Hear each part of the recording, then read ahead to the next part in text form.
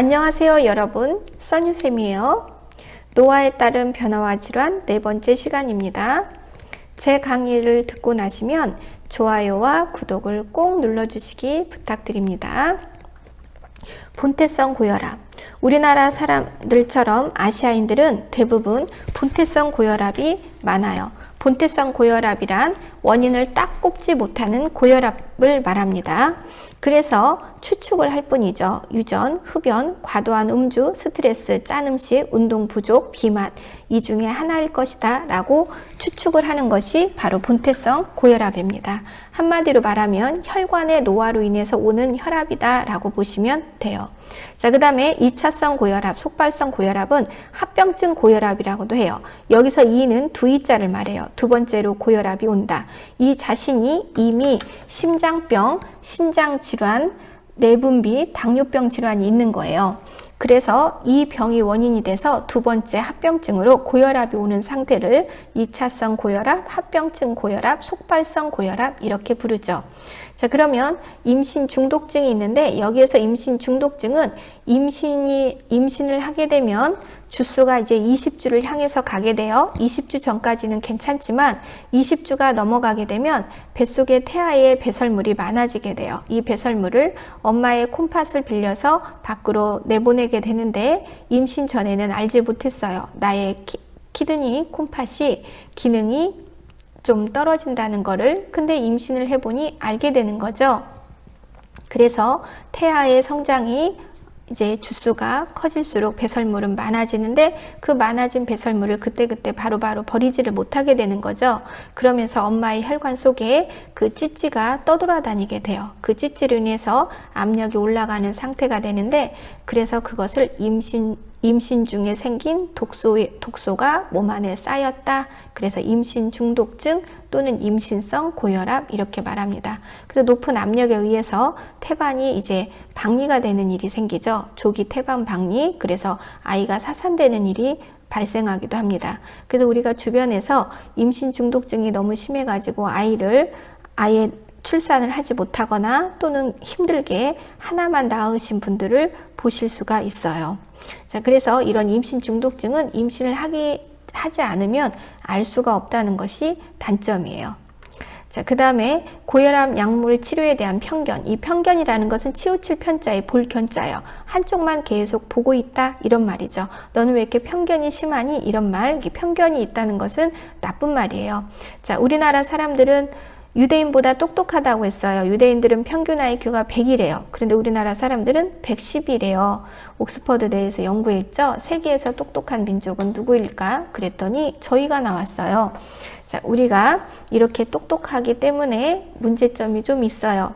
일단은 똑똑하니까 따지는 거 좋아하고 분석하는 거 좋아하고 누구를 좀 비방하는 것도 상당히 좋아하죠. 이 비방한다는 것은 많이 알기 때문에 비방이 가능하다는 거죠. 자, 그래서 내가 어떤 한 가지 병을 3, 4년 이상 앓게 되면요. 의사 꼭대기에 올라가 있어요. 그래서 닥터가 말합니다. 아, 이제 혈압이 잘 조절이 안 돼서 약을 좀 바꿔야겠어요. 이러면 환자가 이러죠. 아, 나 그 약 싫다고. 그 약 발암물질 있다고 나왔다고. 난 옛날 약 먹고 싶다고. 이렇게 말을 합니다. 그러면 닥터가 아니에요. 전혀 그렇지 않아요. 이렇게 설명을 해도 소용이 없어요. 그래서 그 약을 이제 억지로 받아오죠. 받아와가지고 집에 와서 버려요. 버리고 예전 처방전을 가지고 병원을 쇼핑하고 다니세요. 너 이 약하고 똑같이 나한테 처방해줄래? 안 해줄래? 그래서 해준다고 하는 병원에 다니시고 안 해준다고 하면 그 병원을 안 가세요. 그래서 이제 거기서 끝나지 않고 이렇게까지도 하세요. 그래서 책에 나온 거예요. 혈압약 한 달치를 가지고 이렇게 약을 드시는 분들이 의외로 있어요. 자, 증상이 없으면 먹지 않아요. 혈압이 올라가지 않으면 먹지 않아요. 어제도 120, 그제도 120, 나 이제 안 먹을래. 이렇게 한다는 거죠. 자, 그 다음에 이제 두통이 있을 때만 약을 드세요. 그러면 두통이 있을 때 왜 드시냐고 물어보면 이렇게 말해요. 아, 혈압이 올라가니까 머리가 아프잖아요. 그래서 혈압이 올라간다고 느낄 때 약을 드시는 일이 있어요. 자, 그 다음에 이제 혈압약을 오래 먹으면 몸이 약해진다고 생각하는 잘못된 상식을 갖고 계세요. 그리고 어제도 120, 그제도 120, 엊그저께도 120이니까 나 안 먹어. 혈압이 조절되면 약을 먹지 않아도 된다. 이런 잘못된 생각을 갖고 계세요. 이거 모두 다 잘못된 생각이다. 한번 혈압약을 시작했어요. 그러면 의사의 지시가 있지 않는 한 내 마음대로 약을 끊거나 느리거나 줄이거나 하면 안 된다.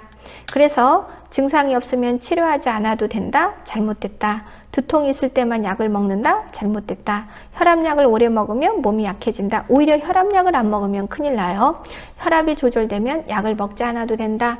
자, 그러면 우리가 혈압약, 당뇨약, 심장약 이런 약들은요, 내가 많이 머무는 곳에 비상으로 좀 놓고 계셔야 돼요. 일단은 내 몸이고요. 내 옷주머니에 혈압약, 당뇨약, 심장약, 니트로글리세린 이런 것들은 갖고 계셔야 된다는 거예요.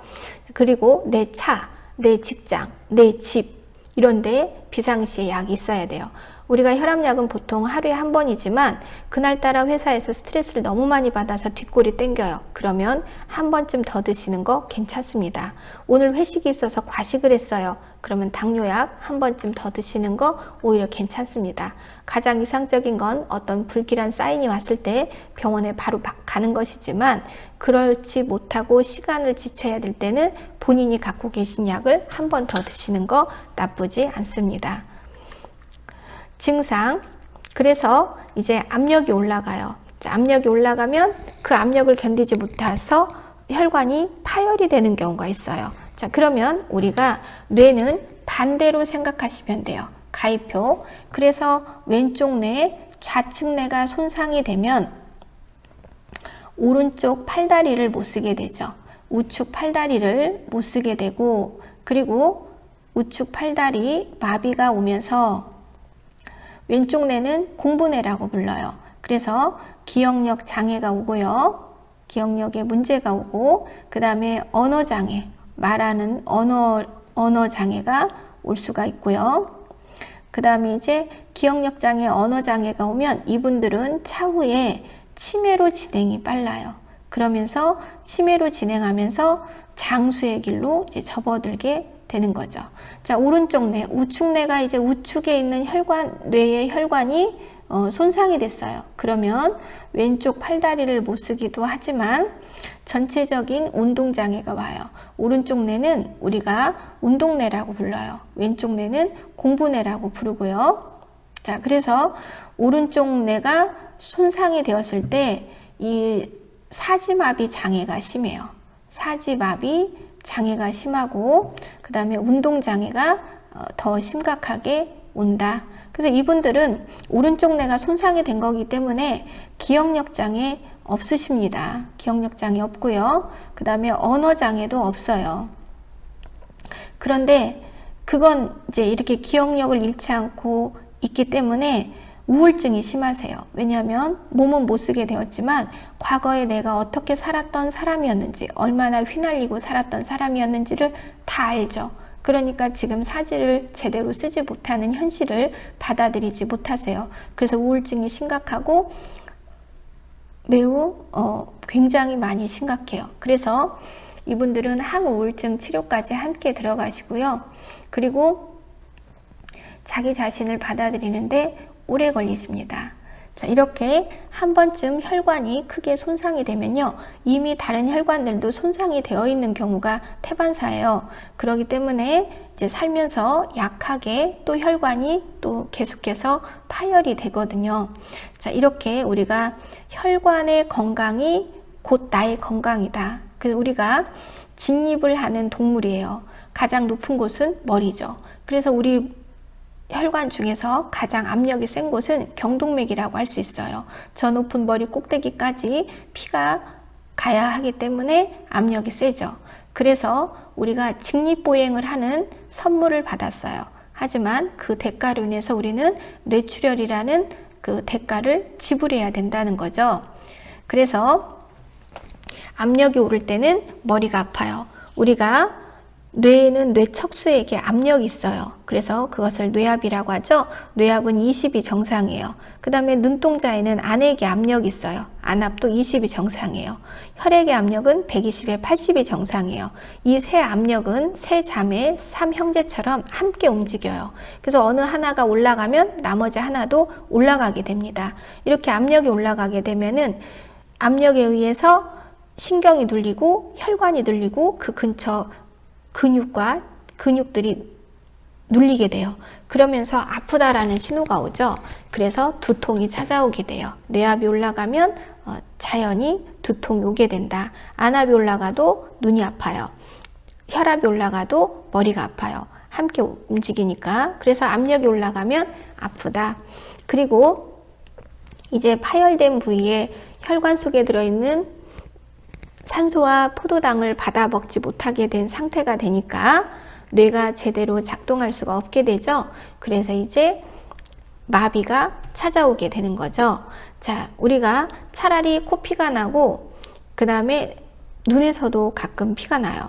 안압이 높아지고 뇌압이 높아지면. 그래서 차라리 코피가 나고 눈에서 피가 나서 오면은, 피가 나면 차라리 빨리 병원으로 오는데 이렇게 눈에 보이지 않고 안에서 고여서 터진 경우가 더 나쁘죠. 그래서 갑자기 가슴이 답답하고 숨이 잘 쉬어지지 않는다? 그러면 빨리 병원으로 오셔야 됩니다. 그래서 이른 아침에 두통이 심각하게 심해도, 갑자기 이명이 들려도, 갑자기 수저를 떨어뜨리는 증상이 찾아와도, 코피가 갑자기 빵 하고 터지듯이 나고 멈추지 않고 가슴은 조이듯이 답답하다? 그러면은 빨리빨리 병원 응급실로 찾아가야 된다. 자, 치료 및 예방을 보시면은요, 일단은 혈압약을 처방을 받게 되죠. 자, 우리가 이렇게 압력이 높아서 오시게 되면은요, 일단은 약물을 쓰게 됩니다. 그래서 혈압 하강제, 이뇨제 등을 쓰면서 높은 압력을 밖으로 빼내게 돼요. 그러면 이제 이뇨라는 성분, 이뇨라는 것이 발생이 되면서 몸의 액체에 많아진 양을 밖으로 배설하게 되면서 압력이 떨어져요. 이렇게 해서 이제 압력이 순탄하게 떨어지면 약물 치료로 끝나는데, 약 기운이 떨어질 무렵에 다시 압력이 솟구치게 되는 거죠. 그러면 닥터가 말을 하게 돼요. 아무래도 열고 안에 고여 있는 거를 밖으로 빼내야겠습니다. 그래서 이제 외과적 치료법이 들어가게 되죠. 그럼 이 시점부터 우리는 약을 계속 먹게 되는 거예요. 이 시점부터 혈압약을 먹게 돼요. 이 시점부터 뇌압을 떨어뜨리는 약을 먹게 돼요. 이 시점부터 안압을 떨어뜨리는 약을 먹게 돼요. 이렇게 압력을 떨어뜨리는 약을 먹게 되면 의사의 오더가 없이 내 마음대로 약을 끊거나 줄이거나 중단하거나 늘리거나 하면은 안 된다. 자, 그래서 혈압약은 의사에게 처방받아야 되고, 그리고 항상 의사와 상의해야 된다. 자, 그리고 혈압약은 규칙적으로 혈압약을 먹으면서 규칙적으로 혈압을 측정하고 관찰하도록 한다. 그리고 평소에 압력이 올라가는 습관은 버리도록 한다. 그래서 고염 시기, 저염 시기로 바꾸고, 고지방 식사, 저지방 식사로 바꾸고, 그리고 한 번에 압력이 발생되는 운동을 심각하게 많이 하지 않도록 한다. 그리고 심장에 무리가 가는 스트레스 받지 않도록 한다. 한마디로 말하면 혈액의 압력이 올라가는 생활 습관은 버리고 혈액의 압력이 올라가지 않는 습관으로 교체하도록 한다. 자, 그래서 우리가 혈관을 망가지게 하는 첫 번째는 담배예요. 담배에 들어있는 성분들은 혈액의 압력을 올리고 산소를 박탈시켜서 담배를 피느라고 산소를 빼앗기거든요. 그러면서 혈관이 더 딱딱하고 더 망가져요. 그리고 담배에 들어있는 성분들은 혈액의 압력을 올리죠.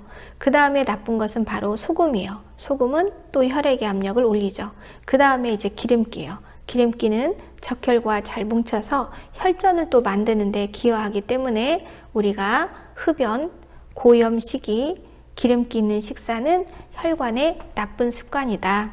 그래서 우리가 동맥경화를 진단을 받거나 심근경색 진단을 받으면 닥터의 첫 번째는 담배를 끊으라는 말이에요. 그래서 담배를 끊으셔야 치료가 잘 되지, 치료를 하면서 담배를 피면은 사실 치료가 큰 의미가 없게 됩니다. 차후에 이제 응급실에 실려 오셔서 그때 담배를 끊지 못한 것을 후회하시는 분들이 많아요. 자, 그 다음에 이제 고혈압 관리 방법 그림을 한번 보시죠. 그래서 평소에 압력이 올라가는 것은 버리고 압력이 올라가지 않는 것은 좋다. 자, 그러면 고혈압을 예방하려면 살을 덜어내야 돼요.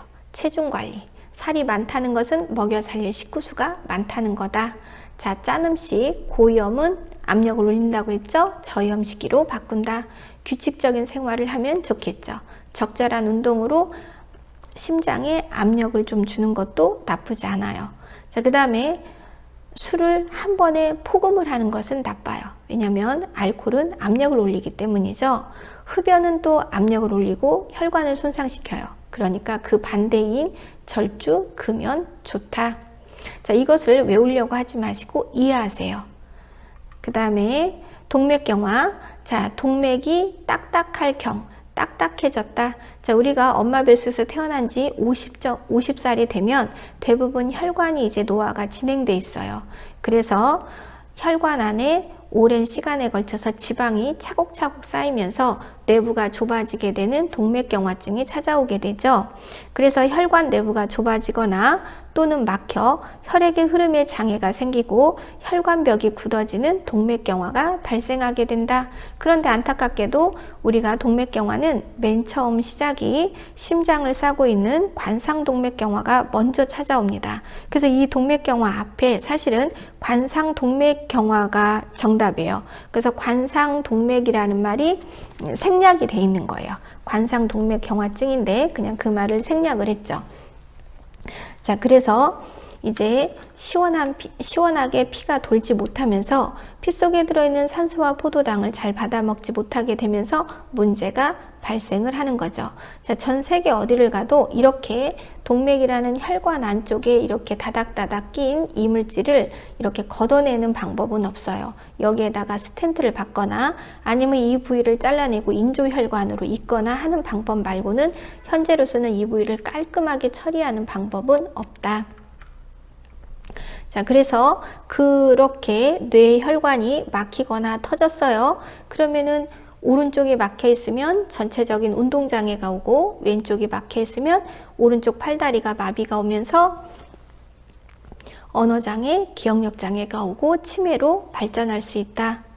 자, 그 다음에 이제 이렇게 혈관이 파열되기 전에 전조 증상이 있죠. 가장 큰 전조 증상은 갑자기 한 달 전부터 손발이 유달리 더 차고 냉하고 저리고 다리가 잘 내 마음대로 이렇게 감각이 원활하게 되지 않아서 멍멍하고 저는 듯한 보행장애가 생기고 그 다음에 가슴이 예리한 칼날에 찔리듯이 협신증이 있고 가슴이 아파요. 흉통이 있고 답답하고 조이는 듯한 느낌이 있다. 그리고 머리가 무겁고 뒷골이 당기고 어지러운 증상인 현기증이 있고 기억력 저하가 발생한다. 이런 것들이 이제 전조 증상이 될 수가 있죠. 그런데 우리가 이제 개인차가 있어요. 인내심이 많고 참을성이 많으신 분들은 이런 증상들을 이제 캐치하지 못하시고 한 번에 빵 터져서 이제 오시는 경우가 태반사죠. 자, 치료 및 예방. 흡연 시 발생하는 일산화탄소는 동맥 안쪽 벽을 손상하므로 일단 동맥경화증 환자는 첫째도 둘째도 금연을 먼저 지시를 내립니다. 그래서 입으로 불 때는 흡연 이제는 그만하셔야 되고요. 그리고 그 자신이 고혈압이 있다면 높은 압력인 고혈압을 관리를 잘 받도록 한다. 그리고 당뇨병은 혈관을 손상시키는 가장 심각한 병 중에 또 하나예요. 왜냐하면 우리 몸의 60조의 모든 세포는 포도당이라는 영양분을 받아 먹어야 되는데 당뇨병에 걸려서 인슐린이 잘 나오지 않으면 피를 실어나르는 중요한 장기인 이 혈관도 결국에는 포도당이라는 영양분을 받아 먹지 못해서 시들시들 망가지게 돼요. 그러면서 곳곳에 파이프에 문제가 생기면서 어떤 곳은 압력이 높고 어떤 곳은 피가 비어 허혈이 되고 이러면서 몸이 전체적으로 망가지게 되죠. 그래서 당뇨병 진단을 받았으면 나는 오늘 혈관 손상 질환을 진단받은 거와 같다. 그래서 당뇨병 환자들은 혈관 질환이 더 심해지지 않도록 항상 사지 말다는 따뜻하게 하고, 혈관에 나쁜 음식은 먹지 않고 혈관에 무리가 되는 것은 하지 않도록 한다. 그래서 저염식이, 저지방식이, 그 다음에 피떡이 좀 생기지 않도록 규칙적인 유산소 운동을 하는 거 좋다. 자, 그러면 다음 시간으로 이어지도록 하겠습니다. 수고하셨습니다.